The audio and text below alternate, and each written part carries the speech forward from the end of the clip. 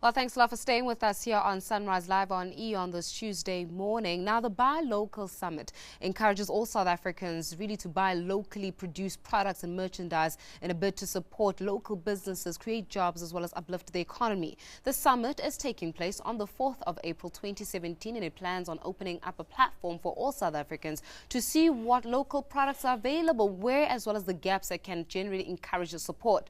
So here to talk to us about the summit and what we can anticipate, especially when it comes to buying local, is Proudly SA Chief Executive Officer Eustace Mashimbye. And of course, we invite you as always to be part of our conversation. Remember to leave your comments on our Facebook as well as our Twitter pages. Thank you so much, Eustace, for joining us this morning. Yeah, thank you for having me.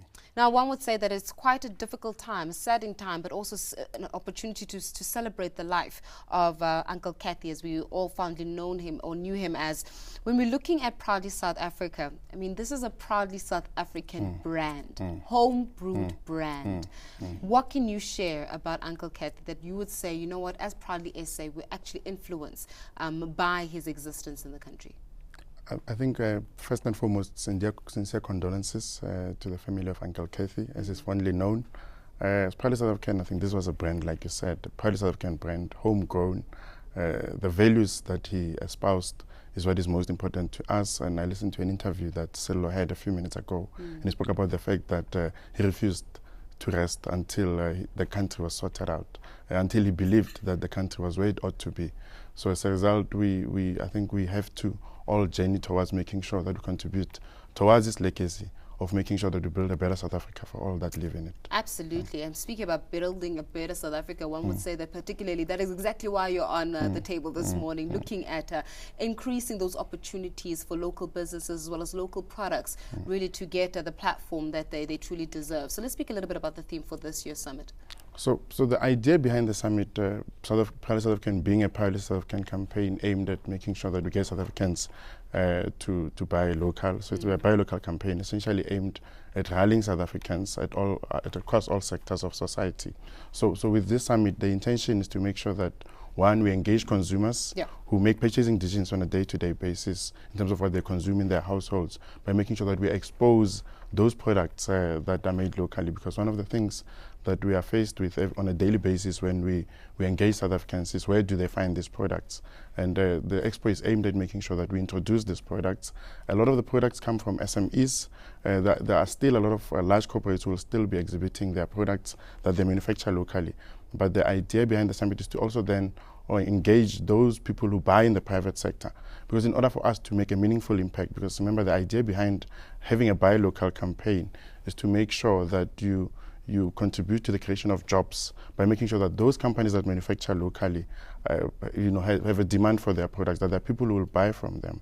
And through this Expo and Summit, we are trying to reach out to the private sector to say, you want to support and heed our call for you to buy local. These are the products that you can buy from. These are the manufacturers that manufacture these products, and high quality products for that matter, because companies that are affiliated with Proudly South African have to conform to 4 key criteria. The 2 most important ones being, it must be locally made, it must be of a high quality nature. Let's speak a little bit about this private sector, because we often have conversations about private sector and the role of private sector. We're going to bring it home now. We're going to make it practical, right? I walk into my local retail or supermarket. Okay. I go into the aisle, whether I'm looking for chutney, for example, or rusks, right? Yes. Right there at the top of the shelf, I see an international brand. Right there, the bottom of the shelf, where you can't see it, behind a few products, be real with me, behind a few products is the locally manufactured products. And the private sector, the very same supermarket, will tell you about the bottom line, Eustace. At the end of the day, what does the consumer want? That international brand, or that one at the bottom of the aisle at the back of other products? And that ultimately drives the market, the supermarket, and ultimately the consumer. How are you marrying the two? But remember that one of the things that the private sector has, so bringing it home, like you said, is a responsibility to make sure that there is a market, that they have a socio-economic responsibility to make sure that they create a market. If they do not make decisions such as making sure that the South African brand is given the same kind of prominence as that international brand, there will be no one to buy from them, and that is the shift that we're starting to see emerge. So in other words, you're working with their mindset more than you're working with their budgets. And there is a profound shift that we are seeing from retailers. We're actively engaging retailers, and especially within the clothing and retail space. We've done a lot of work in the past few months, where they are all saying to us, they acknowledge the responsibility that they have to play towards making sure that they create jobs, they create the space for local products to be bought, because those companies that manufacture these local products employ people, and these are the same people who will ultimately have to buy from them one day. So if they don't shift their purchasing patterns in favor of local products, there'll be no one to buy from them. And so there is a shift, and there is an intention from the retail sectors. And one of the things that is going to happen at the summit is, so you have an exhibition running alongside a conference. Yeah. And in the conference you have representatives of all sectors of society.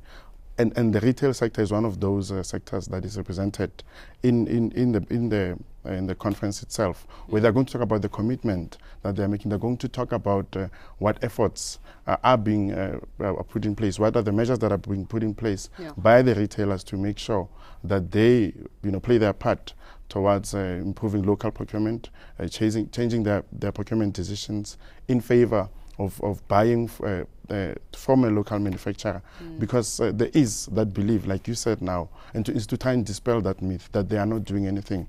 There is a huge shift. Look, there are other factors that also impact on them, things like in-season sale, Bottom line, ultimately. But let's speak about the opportunities that are available for the local entrepreneurs. You're saying that, especially when it comes to the products themselves, significant portion of them come from SMMEs, right? So when you're looking at those products as well, and getting them to the shelves and getting them into the space as well, would you say that, have you identified sectors of industry where the demand is quite high for specific products, especially right now when you're speaking about those seasons? So one of the strategies that is deployed by Palace African is to make sure that we focus on labor-intensive sectors. Okay. So sectors where we know, in terms of impact, when South Africans, whether in the private sector, in the public sector, or even general citizens, when they make purchasing decisions in favor of those products that come from those sectors, we know that the impact, has a multiplier effect. So in other words, if I'm manufacturing juice, right? It's a manufacturing plant that I'm going to need, which means that it's going to hire a significant portion of the community, which means that if you're translating and get into the shelf, it's going to impact many people in terms of their purchasing abilities. Is that what we're talking about? But also, there's other sectors that are involved. So let's use your juice example. There's a packaging business that will benefit from that growth of that manufacturer. There's a bottler who manufactures plastic or whatever raw materials that goes into that juice. The agro-processing farmer who, is part of that value chain that makes sure that the actual ingredients that go into the product, are grown and employs people in the process. So the multiplier effect and the impact on other sectors also comes into play. So we look at those sectors that, one, have a multiplier effect on an impact on other sectors, but also are labor intensive by nature. So we focus on those sectors, and those are some of the products that are going to be showcased at the summit and Can the I Expo. still showcase my products? I mean, let's say that I'm watching this interview right now and I'm not even sure, and I do have a product to actually display. Am I still able to exhibit my product? How do I make sure that my product is also seen through the conference as well? Look, if your product is not registered with us at this point in time, we don't have time to make sure that it's a high quality product. One of the things that we espouse as Palace African is to make sure that we put brands forward that are of a high quality nature. We still must make sure that in terms of the manufacturing process that happens into making sure that the final product hits the shelves happens within the borders of South Africa. At this point in time, we don't have time to do those checks. But we see that the database of companies that have gone through those checks, and are confident about putting those products out there. And on the 4th of April at the Sandton Convention Center, we'll be showcasing those products. What you can do if you're sitting with a product now is contact Palace South African for participating at next year's exhibition, because this is an annual event that takes place at the Sandton Convention Center. We found a home for it at the Sandton Convention Center, and we are seeing the increase in the uptake of products that are showcased at this event, and that is part of the success and why we've continued to host this event on an annual basis.